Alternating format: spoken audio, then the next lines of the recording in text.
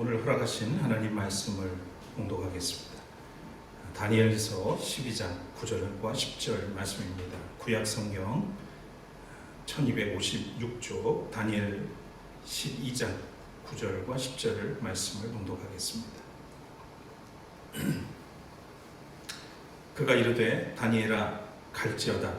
이 말은 마지막 때까지 간수하고 봉함할 것임이니라. 많은 사람이 연단을 받아 스스로 정결하게 하며 시게 할 것이나 악한 사람은 악을 행하리니 악한 자는 아무것도 깨닫지 못하되 오직 지혜 있는 자는 깨달으리라. 이는 하나님의 말씀입니다. 하나님께 감사드립니다.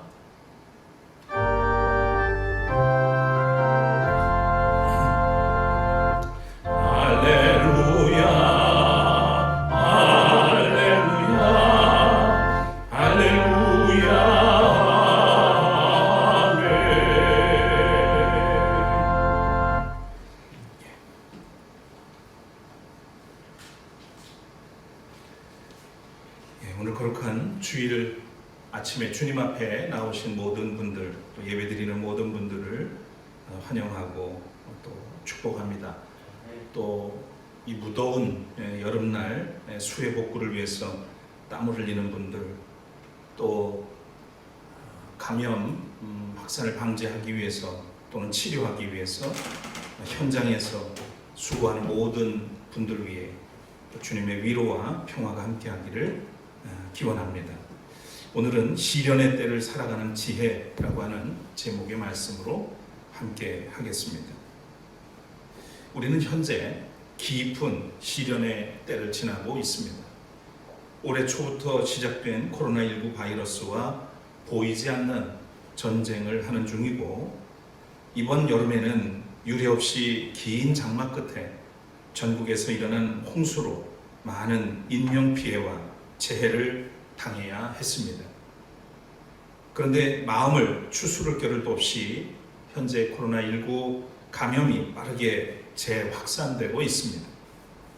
1차 감염 폭풍이 지난 후 어느 정도의 고비를 넘기고 일상을 회복해가는 과정에서 일부 교회를 중심으로 재확산이 되고 있어서 한 그리스도인으로서 이유 여하를 막론하고 참으로 난감하고 죄송하고 참담한 심정을 금할 길이 없습니다.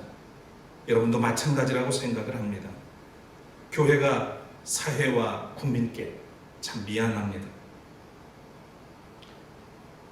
시련은 누구에게나 언제든지 닥칠 수 있습니다. 시련은 예고 없이 찾아오고 문제는 어디서든 발생합니다.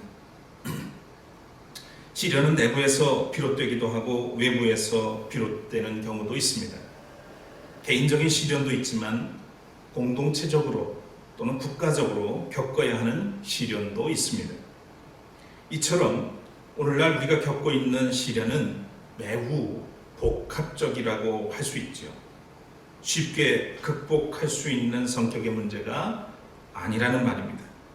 그래서 우리가 이 시대의 시련을 이겨내는 지혜가 그 어느 때보다 필요하다고 생각이 듭니다. 오늘 본문은 다니엘서의 마지막 장면입니다. 다니엘서는 구약 성서의 대표적인 묵시 문학의 하나입니다. 묵시 문학이라고 하는 것은 예언 문학이라고도 불리웁니다. 예언을 말하는 것인데 직설적인 언어의 전달이 아니라 단순하게 해석할 수 없는 여러 가지 독특한 이미지와 또 상징적인 숫자, 특이한 짐승 같은 비현실적이고 상징적인 존재를 등장시켜서 하나님의 뜻을 드러내는 행위를 말합니다. 다시 말하면 상징적인 매개체를 통해서 하나님의 뜻을 전달하는 계시의 방법인 것입니다.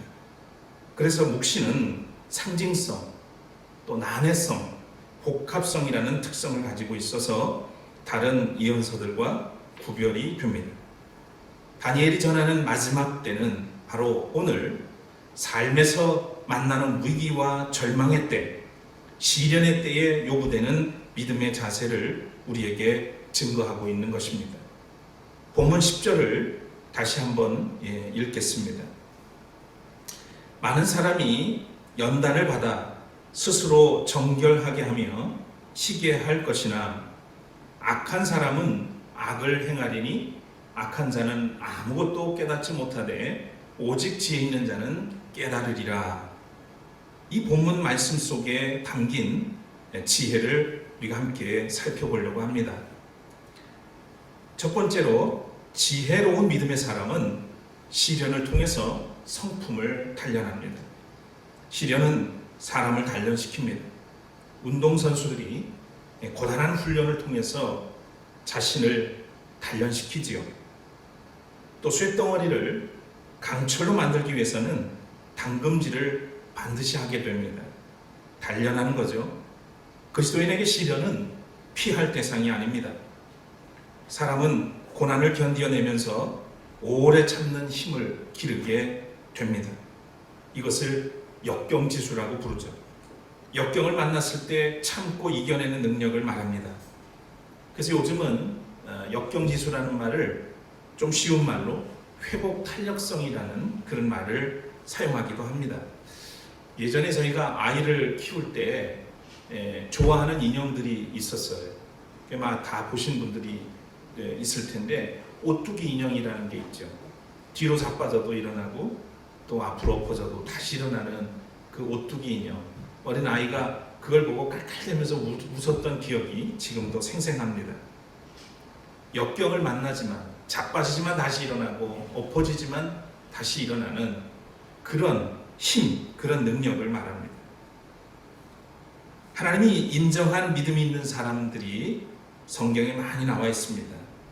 그들은 시련을 이겨내는 성품, 시련을 통해서 성품을 길렀던 사람들이고, 그래서 하나님께서는 그들을 한 시대에 하나님의 사람으로 사용했던 것을 성서를 통해서 봅니다.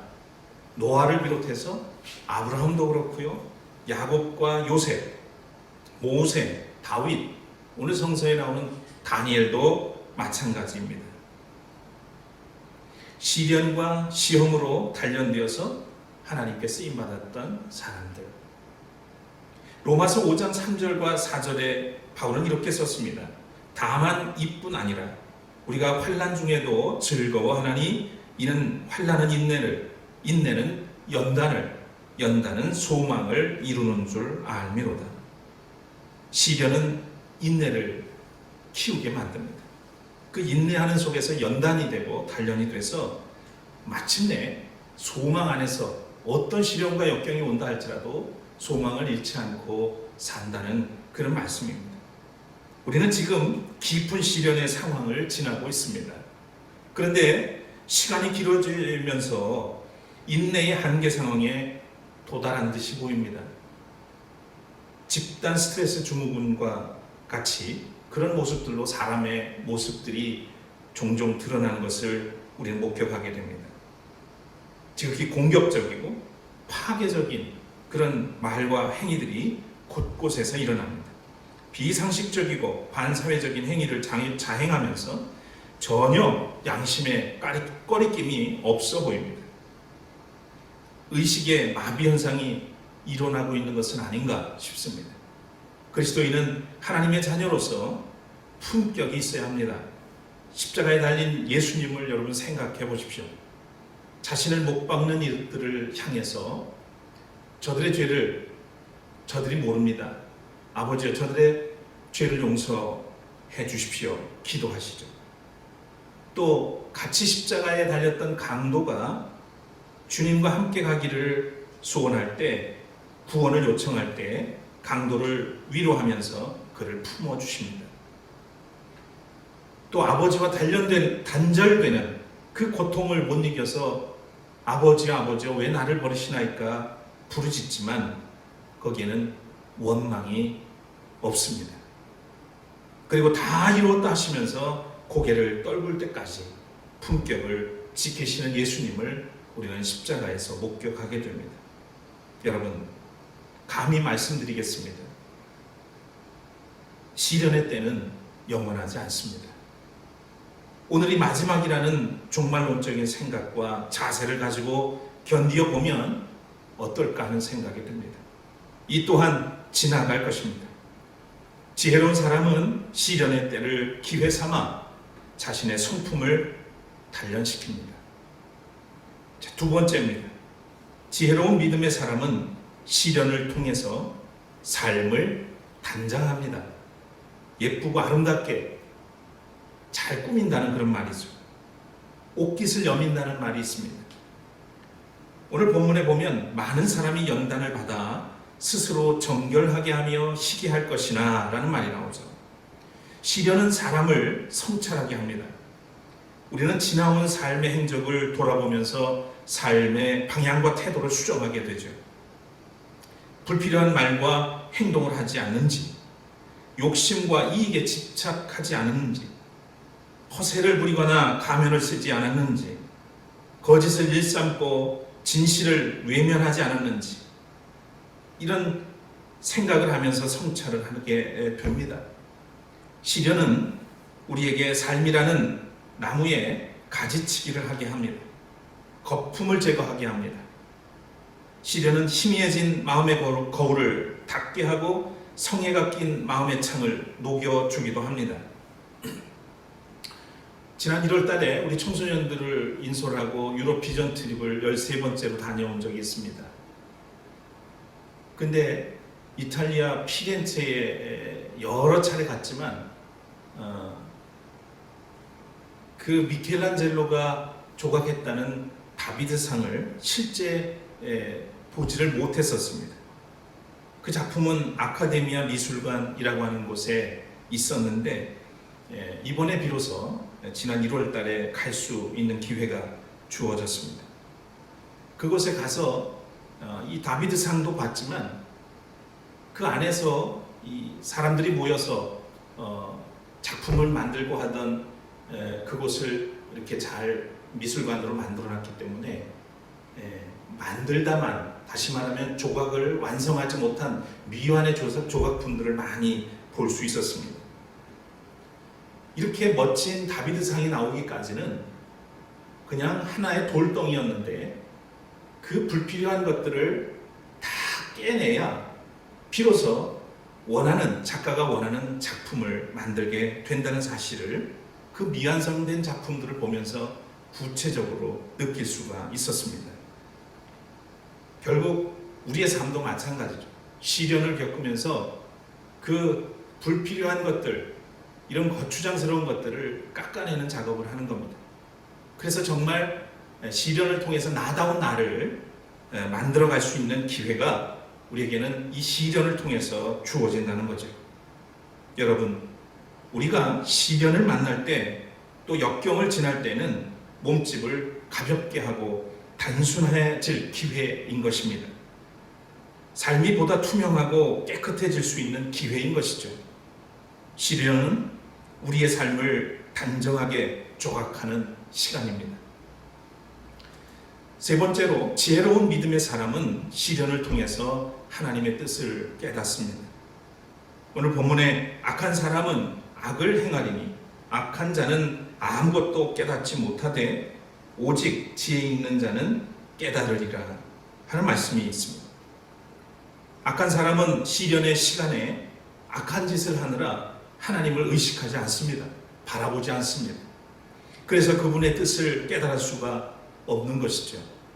그에게도 시련을 통해 하나님을 경험할 수 있는 기회는 주어졌지만 자신의 욕심을 채우는 기회로 삼는 겁니다. 저는 지난 한 주간 동안 아주 특별한 경험을 하게 됐습니다. 교회발 코로나 재확산으로 마음이 불편하고 국민들에게 죄송한 마음으로 감염 예방 수칙을 신앙인의 관점에서 생각해 보면서 교우 여러분들과 나누기 위해서 글을 적었습니다. 설교의 한 부분으로 지난주에 여러분에게도 말씀드렸었습니다. 그리고 주일 오후에 이 글을 SNS에 있는 친구들과 나누기 위해서 글을 올렸는데 다음날 대통령께서 이 글을 그대로 공유하시는 바람에 언론이 주목하면서 세상에 널리 알려지게 됐습니다. 도대체 어떻게 이런 일이 일어났을까? 사실 한 이틀 동안은 당혹감을 감출 수가 없었습니다. 그런데 이 SNS에 댓글을 비롯해서 여러 반응들을 보게 되면서 비상식적이고 반사회적인 일부 기독교인들의 행태와 교회발 재확산으로 지친 국민들이 위로를 받고 있다는 것과 이 사실을 알게 됐죠. 그래서 참 감사했습니다. 그리고 금방 또 한 가지를 깨달을 수 있었습니다. 이 일은 저 개인을 위한 일이 아니라 하나님께서 부족한 저를 도구로 삼아서 한국 교회를 바로잡고 또 우리 국민들을 위로하기 위해서 하시는 일이라는 사실을 알게 되었던 것이죠.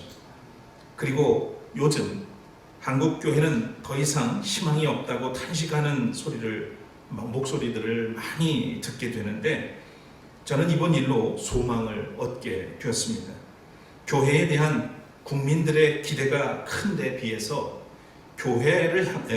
교회가 부흥하지 못하고 영향력 있는 모습을 보여주지 못한 까닭에 많은 분들이 그동안 또 탄식하면서 비난을 한 것이 아닐까 하는 생각을 하게 되었습니다.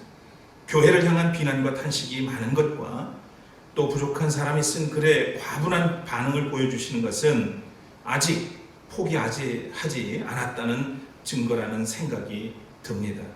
아직 희망하고 있다는 말이죠.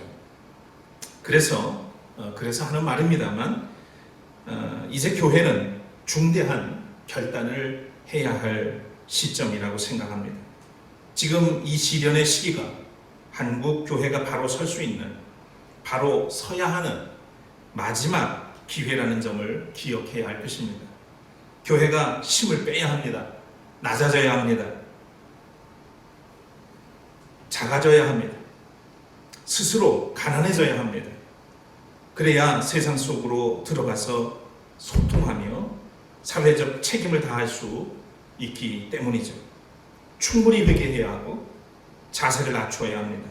그래야 교회가 살고 시련 속에 있는 우리 사회와 국민을 살릴 수 있습니다.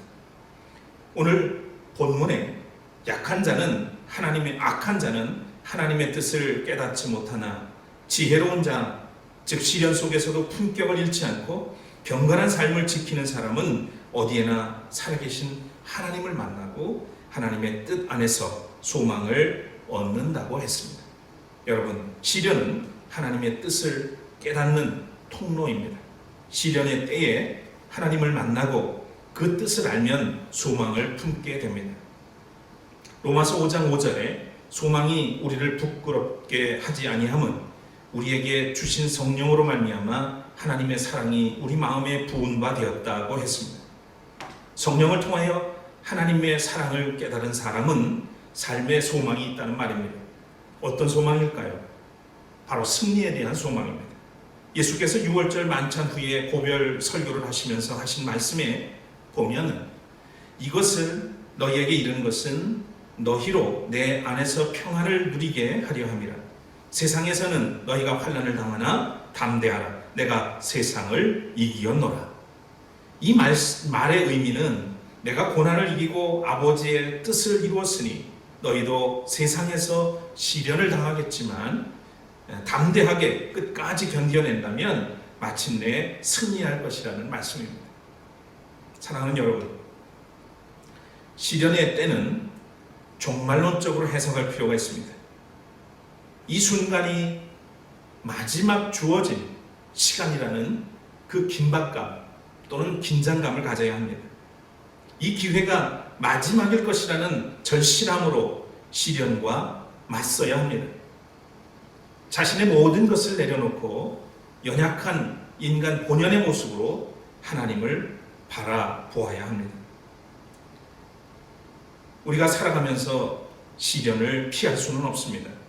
그리스도인이라면 새로운 안목으로 시련을 바라봐야 합니다.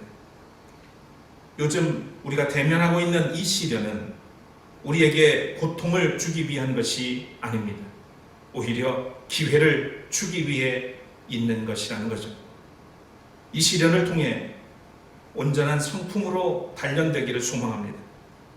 우리는 이 시련을 기회 삼아서 단정하게 정돈하고 새롭게 조각되기를 바랍니다. 이 시련 속에서 각자를 향한 그리고 우리의 교회와 사회를 향한 하나님의 뜻을 깨달아서 소망을 현실로 만들 수 있기를 바랍니다. 예수께서 사망을 이기시고 부활하여 승리하신 것처럼 우리도 담대하게 이 시련을 극복하여 세상이 교회의 희망이 되고 교회가 세상의 희망이 되는 주님의 꿈을 성취하게 되기를 바랍니다. 아멘. 이 일에 앞장서는 우리 센터 교우들이 되시기를 축복합니다.